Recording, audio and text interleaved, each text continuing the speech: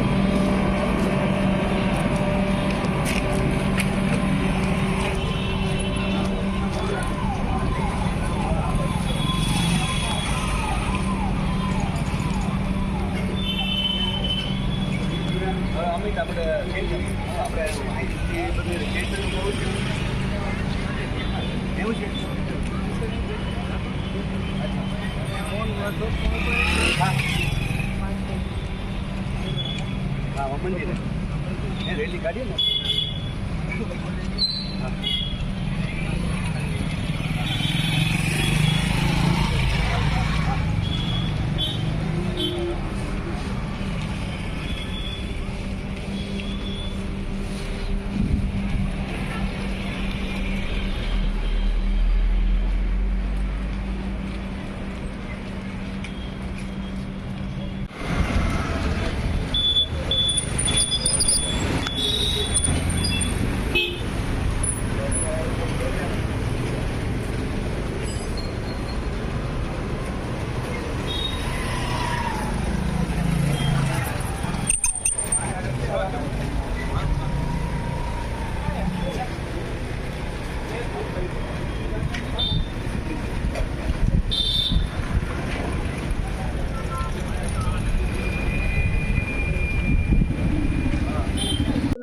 બકુલ રાજાણી. બકુલભાઈ, શું કહેશો? આજે સ્વયંભૂ વેપારી ગાંધીગ્રામ દ્વારા બંધ કરવામાં આવ્યું છે, શું હતું?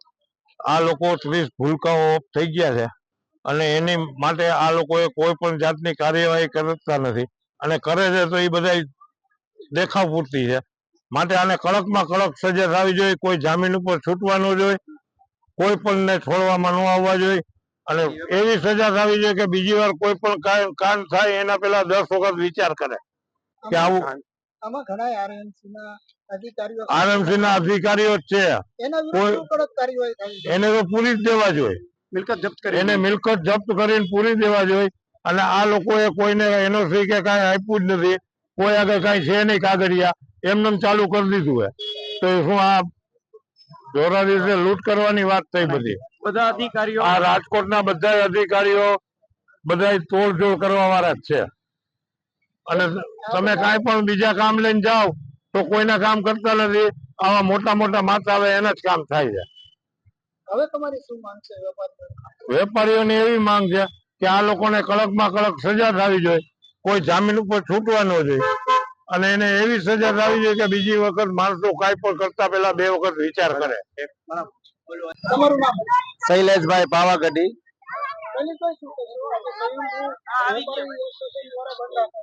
અમો આજ રોજ ગાંધીગ્રામ વેપારી એસોસિએશન ટીઆરપી ગેમ ઝોનમાં બનેલ બનાવ અનુસંધે 30 નાના નાના બાળકો જે જીવ ગુમાવ્યા છે એના બદલ અમે સવારે મૌન રેલી કાઢેલ અને સ્વયંભૂ બપોરે 4 વાગ્યા સુધી બંધ પાડવાના છીએ. અમે ખાસ કરીને શું કહેશો કે જે અધિકારીઓ પદાધિકારીઓ છે આમાં સામેલ હોય એના પર શું કાર્યવાહી કરવી જોઈએ? જે કઈ પદાધિકારી છે એના તમે સખત કાર્યવાહી થવી જોઈએ અને સખત સજા થવી જોઈએ એ લોકોને.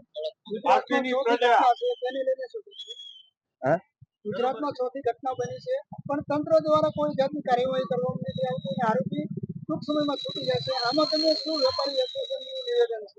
આરોપીઓ ટૂંક સમયમાં છૂટી જાય છે પણ છૂટવા ન જોઈએ. તમને આકરામાં આકરી સજા થવી જોઈએ, ફાંસીની સજા પણ થવી જોઈએ. 30 નાના નાના જીવ ગુમાવ્યા છે એ બદલ. તમારું નામ? કિશોરભાઈ ગોડ લાખાણી. કિશોરભાઈ, શું કહેશો? કિશોરભાઈજી લાખાણી.